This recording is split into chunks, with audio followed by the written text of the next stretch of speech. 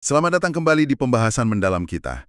Hari ini kita mau gali lebih dalam satu bab spesifik dari bukunya Jeff Immelt, Hot Seat. Bab 9 ini judulnya lugas banget. Pemimpin menyelesaikan masalah.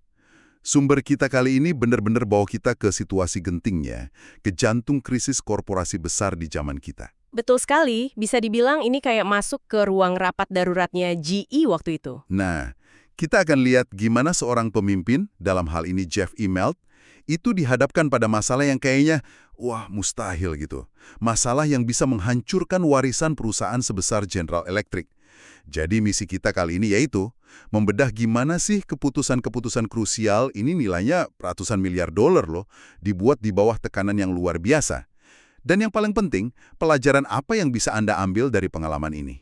Oke, mari kita mulai ya. Siap, bab ini memang dibuka dengan perumpamaan yang kuat ya. Kepemimpinan itu diujinya pas badai, bukan pas laut tenang. Mirip medan perang lah, rencana sebagus apapun bisa bisa buyar, kena realita lapangan. Fokus utamanya nanti ke tantangan GE Capital setelah krisis finansial 2008, terutama soal status CV yang sangat membatasi itu. Ini bukan sekedar cerita bisnis biasa, tapi soal bertahan hidup, soal bikin keputusan sulit pas dunia kayak mau runtuh. Oke, kita mulai dari situ dulu ya. Jadi setelah krisis finansial 2008, GE Capital ini yang tadinya mesin uang GE, tiba-tiba jadi kayak beban ya. Iya, jadi sumber resiko. Nah, pemerintah AS menetapkan mereka sebagai CV, Systematically Important Financial Institution. Apa sih artinya ini buat GE? Secara praktis gitu. Nah, status CV ini mengubah segalanya buat GE Capital. Intinya mereka jadi diawasi sama Bank Sentral AS, The Fed, standarnya seketat bank-bank raksasa. Oh, jadi kayak bank besar aja gitu ya pengawasannya. Betul, artinya modal yang harus mereka siapkan jadi jauh lebih besar. Ini kan ngurangin untung ya. Terus, keuntungan utama mereka selama ini yaitu biaya dana murah karena dianggap bagian dari GE yang kokoh, itu hilang. Wah, hilang ya. Iya, kelincahan bisnis mereka juga jadi gimana ya, tergerus lah sama aturan-aturan baru, birokrasi. Bayangin aja, mesin pertumbuhan utama Anda tiba-tiba kayak dirantai gitu. Berat banget. Jadi benar-benar dampak ke operasional dan profit ya, bukan cuma label aja. Buku ini kan nyebutin ya, ada gesekan awalnya antara email sama regulator. Betul, tekanan dari The Fed itu intens banget. Email sendiri cerita di bukunya. Dia sempat frustrasi, terutama sama salah satu regulator kunci, namanya Caroline Frawley. Dia merasa GE kayak, dihukum tanpa alasan jelas. Wajar sih kalau merasa gitu awalnya. Tapi, di sini peran Dewan Direksi jadi penting. Ada satu anggota Dewan, Jeff Beatty, dia ngasih perspektif penting. Dia bilang kurang lebih gini, GE Capital tuh memang punya masalah. Kita harus kerja sama mereka, bukan melawan. Oke, jadi ada momen adaptasi di situ ya. Pemimpin pun harus bisa nerima realita eksternal. Tepat, harus bisa menelan ego, beradaptasi. Nggak bisa ngontrol semua kan? Terus ada lagi faktor internal GE yang bikin rumit. Apa tuh? Struktur GE itu kan dari dulu sangat terdesentralisasi ya. Tiap unit bisnis punya otonomi lumayan besar. Nah ini ternyata nggak cocok sama maunya regulator. Regulator pengen lihat risiko itu secara terpusat, menyeluruh. Oh, jadi cara pandangnya beda ya. GE lihatnya per unit, regulator maunya lihat GE Capital sebagai satu kesatuan besar. Nah itu dia. Jadi tambah kompleks lagi buat memenuhi aturan baru. Oke, jadi tekanannya banyak nih. Regulasi ketat, biaya naik, kelincahan hilang. Terus gimana akhirnya GE mutusin langkah selanjutnya? Kan katanya ngecilin pelan-pelan nggak cukup. Iya betul. Akhirnya ada kesadaran pahit lah. Langkah kecil-kecil nggak bakal nyelesain masalah akarnya. Perlu lompatan besar. Strategi radikal. Dari sinilah lahir ide Proyek Hubble. Rencana super rahasia. Super berani. Idenya, jual sebagian besar aset GE Capital. Kita ngomongin ratusan miliar dolar ini. Dijual cepat. Project Hubble. Namanya keren juga ya. Mungkin maksudnya biar bisa lihat jauh ke depan gitu. Siapa ada tim inti yang super rahasia ini di awal? Mungkin ya, namanya ambisius. Dan kerahasiaannya itu, dijaga ketat banget awalnya. Cuma sedikit banget orang lingkaran dalam email yang tahu. Buku ini nyebut beberapa nama kunci. Keith Sherin, CFO-nya waktu itu, otaknya keuangan JI lah. Terus Jeff Bornstein, yang nanti gantiin Sherin dan pegang peran penting pas eksekusi. Ada Mike Schlesinger. Ini pengacara internal JI yang katanya cerdik banget soal struktur transaksi. Sama Brackett Denniston, penasehat hukum utamanya. Tim kecil ini kerja rahasia berbulan-bulan. Ratusan miliar dolar aset mau dijual cepat. Skalanya gila sih. Terus, apa yang bikin rencana ini mungkin? Ada momen ahad itu nggak? Ada 2 momen kunci yang disebut di buku. Yang pertama, idenya dari Mike Schlesinger, si pengacara itu, fokus jual aset yang di Amerika Serikat dulu. Kenapa? Ternyata ini soal strategi pajak yang cerdas. Oh, bukan cuma soal lokasi ya, tapi pajak. Biar bisa meminimalkan beban pajak dari penjualan gede-gedean ini. Sekaligus mempercepat GE keluar dari status CV. Itu yang pertama. Yang kedua, ini soal valuasi asetnya. Tim ini sadar, ada beda besar antara cara pasar saham menilai GE Capital secara keseluruhan, yang cenderung rendah ya, karena resiko regulasi, sama nilai asli aset-aset itu kalau dijual ke pembeli yang tepat. Maksudnya gimana tuh? Gini, mereka yakin aset-asetnya kayak pinjaman komersial, sewa pesawat, properti, itu sebenarnya berkualitas tinggi. Bisa dijual seharga nilai buku atau bahkan lebih mahal. Bukan dijual murah kayak yang mungkin pasar pikir.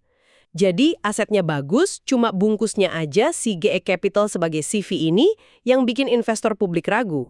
Oke, paham. Jadi ada keyakinan asetnya bagus.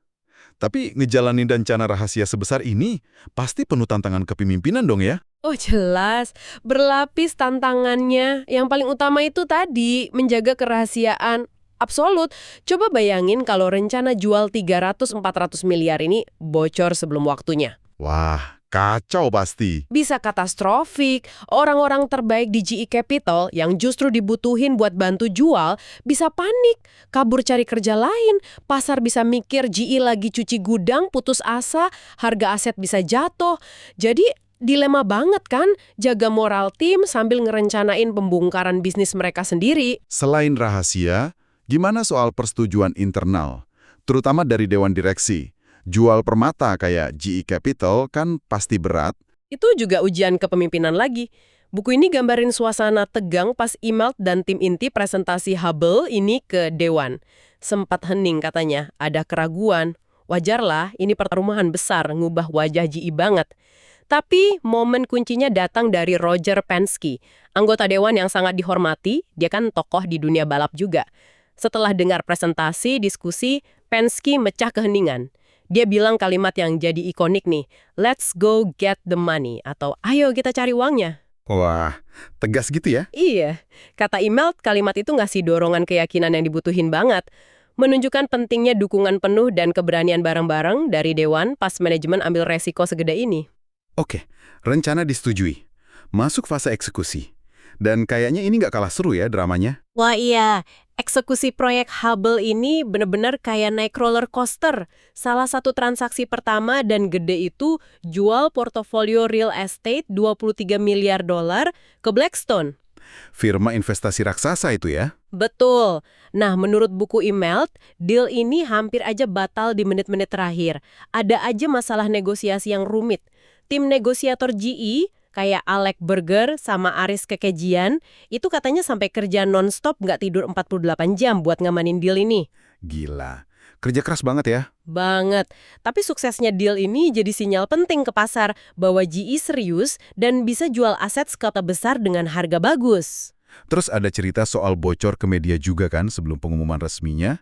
Gimana tuh mereka ngatasinnya? Nah iya, bocor ke Wall Street Journal, WSJ, soal rencana jual real estate itu. Ini kan situasi bahaya ya, bisa bikin panik, ngerusak strategi pengumuman. Tapi tim GE malah cerdik. Gimana caranya? Mereka nggak defensif. Mereka malah memanfaatin bocoran itu. Nggak konfirmasi semua detailnya, tapi pakai momentum berita itu buat kayak nyiapin panggung pelan-pelan di mata publik dan investor. Jadi pas akhirnya mereka bikin pengumuman resmi yang jauh lebih besar, yaitu jual seluruh GE Capital tanggal 10 April 2015, pasar udah agak siap gitu, nggak kaget-kaget amat. Wah, pinter juga ya mainin komunikasinya. Mengubah potensi bencana jadi bagian strategi. Iya, lihai banget manuvernya. Nah, setelah pengumuman besar 10 April itu, mereka gerak cepet banget, menunjukkan keseriusan. Deal penting pertama setelah pengumuman itu, jual bisnis pembiayaan Armada ke Elemen Financial. Ada cerita menarik di baliknya katanya? Ada, ternyata beberapa bulan sebelum Hubble Final, CEO Element Financial, Stephen Hudson, itu udah pernah deketin GE buat beli sebagian bisnis itu. Walaupun tawarannya ditolak waktu itu. Tapi interaksi awal itu malah ngasih keyakinan ke tim Hubble, oh ternyata ada minat pasar yang beneran buat aset kita. Harganya juga bagus. Jadi kayak validasi awal gitu. Terus gimana sama penjualan bisnis inti pinjaman mereka? Itu kan pasti penting juga. Penting banget.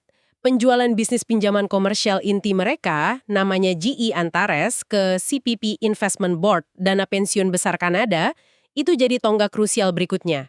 Kenapa? Karena GE Antares ini dianggap salah satu aset pembiayaan paling bagus di GE Capital. Jadi kayak primadonanya gitu ya? Bisa dibilang gitu. Berhasil jual ini dengan valuasi kuat ke pembeli sekelas CPP, itu ngebuktiin ke pasar, GE nggak lagi diobral murah. Ini nentuin harga acuan yang bagus buat penjualan aset berikutnya, ngebantah omongan kalau GE terpaksa jual aset bagusnya dengan harga diskon. Oke, di tengah semua transaksi miliaran dolar ini, ada sisi manusianya ya yang nggak boleh lupa. Nasib karyawan GE Capital sendiri gimana? Nah, ini sisi yang sering kelewat kalau cerita restrukturisasi besar, tapi penting banget. Bayangin Anda minta ribuan karyawan yang udah lama kerja di sana, bangga sama GE Capital yang dulu sukses banget, sekarang malah disuruh bantu bongkar divisi mereka sendiri. Pasti berat banget ya secara psikologis. Berat banget. Buku ini nyorot peran penting Jack Ryan, kepala HR waktu itu. Ryan dan timnya kerja keras, komunikasi terbuka, jujur ke karyawan soal rencana ini. Mereka bikin paket retensi finansial, insentif, bonus lah, biar orang-orang kunci mau bertahan selama proses penjualan yang bisa makan waktu lama ini. Paketnya katanya lumayan bagus. Jadi komunikasi dan empati penting banget ya di masa sulit kayak gini? Penting banget. Jaga moral, kasih kejelasan sebisa mungkin. Ini pelajaran manajemen perubahan yang nyata. Tapi belum selesai tekanannya. Ada lagi? Waduh. Ada lagi tantangan dari luar. Nggak lama setelah pengumuman Hubble itu, muncul pemain baru. Investor aktivis, Nelson Peltz dari Trian Fund Management. Oh, yang suka beli saham banyak terus minta perubahan itu ya? Betul, Trian ngumumin udah beli saham Gen A lumayan banyak. Nah, kehadiran investor aktivis kayak Peltz ini nambah tekanan lagi buat email dan manajemen. Mereka jadi nggak cuma fokus jual GE Capital, tapi juga harus ngadepin tuntutan dan pengawasan ketat dari pemegang saham baru yang vokal ini. Wah, makin kompleks ya. Jadi jelas banget ya, bab 9 ini pemimpin menyelesaikan masalah, bukan cuma judul. Bener-bener ujian kepemimpinan tingkat dewa ini. Pelajaran apa lagi sih yang email tekankan dari pengalaman ini? Email di bukunya itu, dia narik garis tegas antara orang yang fokus cari solusi di tengah krisis sama orang yang malah cari kambing hitam. Saling nyalahin. Dia bilang, penting banget punya tim inti yang solid, bersatu, kompeten, bisa dipercaya penuh. Dia nyebut nama-nama kayak Kathy Cassidy, bendahara GE yang hebat banget pas krisis 2008, Keith Sherin, CFO, Jack Ryan, HR, dan beberapa lagi. Mereka itu pilar kekuatannya dia. Tim yang tepat itu kayak jangkar lah di tengah badai. Selain soal tim, ada sisi personalnya nggak yang diungkap? Jadi CEO inti tengah krisis gitu kan pasti sepi ya di puncak. Iya, buku ini nyinggung itu juga, rasa sepi, isolasi di posisi puncak. Contohnya pas dia nelpon mentor lamanya, Dennis Damerman, mantan CFO legendaris era Jack Welch. Email hargain nasihatnya, tapi dia juga sadar skala krisis waktu itu mungkin sulit dipahami sepenuhnya bahkan sama orang sekelas Damerman yang udah pensiun. Terus ada momen menarik juga. Pas email, di tengah tekanan, mutusin cari nasihat dari pendahulunya, Jack Welch. Padahal Welch kan beberapa tahun sebelumnya sempat kritik dia di depan publik. Oh iya, apa nasihat Welch waktu itu? Penasaran nih. Nasihat Welch, kata email, ya khas Welch banget lah, pragmatis. Waktu itu ada dilema soal dividen pemegang saham. Apa harus tetap dibayar sesuai janji walau kondisi keuangan lagi sulit? Welch kabarnya bilang gini, Jeff, kamu bisa ingkari janjimu soal dividen dan jadi orang pinter, atau kamu jadi orang bodoh yang konsisten. Wah, dalam juga ya. Dilema klasik pemimpin. Iya. Antara jaga kredibilitas janji lama atau ambil keputusan pahit tapi rasional buat jangka panjang perusahaan, Ini nunjukin sisi pragmatisme mungkin sedikit kejam ya, yang kadang perlu di situasi ekstrim. Selain pragmatisme, ada pelajaran lain soal komunikasi nggak? Cara GE nangani krisis ini? Ada. Soal transparansi, proaktif, dan ngendaliin narasi. Penting banget pas pasar lagi panik atau banyak rumor negatif. Baik pas krisis 2008 maupun pas pengumuman Hubble, pas orang takut soal kondisi GE Capital, tim JE itu nggak ngumpat. Mereka malah maju ke depan. Eksekutif kunci kayak Sherin, Mike Neal, kepala GE Capital waktu itu, Bornstein, itu aktif pimpin pertemuan besar sama investor, analis. Mereka nggak hindari pertanyaan sulit, paparin fakta, jelasin kondisi, jelasin rencana aksi. Ini strategi hadapi kritik dan rumor secara langsung buat bangun kepercayaan lagi. Jadi, kalau kita tarik benang merahnya buat pendengar kita nih, skala masalah di GE ini kan memang gede banget ya, mungkin jauh di atas pengalaman kita sehari-hari. Tapi prinsipnya tetap relevan kan ya? Sangat relevan, justru karena skalanya ekstrim, prinsip kepemimpinannya jadi kelihatan jelas banget. Gimana menavigasi kompleksitas luar biasa, gabungin strategi bisnis cerdas sama eksekusi lapangan yang hampir sempurna, sambil ngelola aspek manusia, emosi, semua dibuat tekanan finansial dan waktu yang gila-gilaan. Itulah inti kepemimpinan yang disorot bab ini. Ujung-ujungnya ya kayak judulnya, kepemimpinan itu bukan pas semua lancar, tapi soal kemampuan dan kemauan buat turun tangan nyelesain masalah-masalah besar yang mengancam. Oke, baiklah. Mari kita simpulkan ya pembahasan mendalam kita dari bab 9 buku Hot Seat ini. Pesan utamanya kuat banget sih. Pemimpin sejati itu dibentuknya bukan pas masa tenang, tapi ditempa dan didefinisikan oleh cara mereka respons dan atasi krisis. Terutama masalah raksasa yang muncul tiba-tiba dan bisa menghancurkan. Divestasi GE Capital ini jadi studi kasus monumental lah ya. Pertaruhan kepemimpinan tingkat tinggi, keputusan radikal yang mengubah wajah dan masa depan salah satu ikon korporasi dunia. Nah, sebagai pemikiran penutup mungkin buat Anda bawa pulang. Kisah GE Capital ini kan munculin pertanyaan lanjutan yang menarik ya. Pas seorang pemimpin menyelesaikan masalah segede ini jual aset miliaran dolar buat keluar dari tekanan, apa masalahnya beneran selesai gitu aja? Ataukah di dunia bisnis yang dinamis ini setiap solusi besar itu seringkali cuma awal dari babak baru yang bawa tantangan dan masalah beda lagi. Dan terkait itu, keputusan strategis masif kayak divestasi besar-besaran yang seringkali dipicu tekanan pasar jangka pendek atau investor aktivis, apa selalu jadi langkah terbaik buat kesehatan jangka panjang perusahaan? Ini pertanyaan strategis yang nggak ada jawaban hitam putihnya, tapi relevan banget buat siapa aja yang ada di posisi ambil keputusan penting di lingkungan bisnis yang terus berubah. Sampai jumpa di penelusuran mendalam kita berikutnya.